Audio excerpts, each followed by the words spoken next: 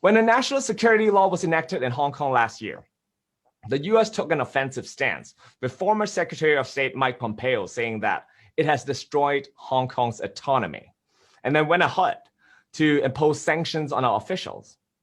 And yet, if you take a look at America's own legislation, you will find more than 20 pieces of law that are related to national security, including Espionage Act of 1917, the National Security Act of 1947, the Central Intelligence Agency Act of 1949, the Protect America Act of 2007, just to name a few.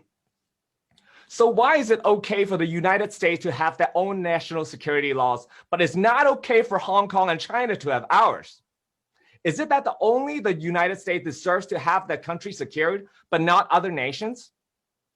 If you consider the fact that the maximum penalty for violating the security law in Hong Kong is only life imprisonment, while it's death penalty in America, then why is it considered a violation of human rights here in Hong Kong, but not in the United States?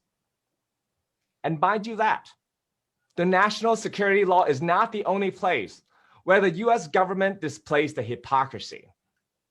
The Americans also frequently adopt double standards in treating violent protests domestically and overseas, something that our national security law intends to protect us from.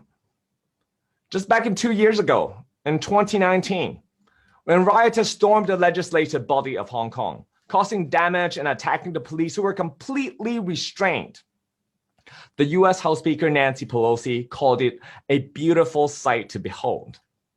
And yet, on January 6th of this year, when Trump supporters stormed the Capitol Hill in similar fashion, Pelosi called it an assault made on our democracy and an instigation to violence. So how can two events that are so alike of each other generate such a different response from that same person? And how can Pelosi make no comments about Americans' police brutality when the Capitol Police shot and killed a 35-year-old female protester? Her name is Ashley Babbitt, who was unarmed and doing absolutely nothing to threaten the officer at the time. Ladies and gentlemen, if this is not hypocrisy, I don't know what is.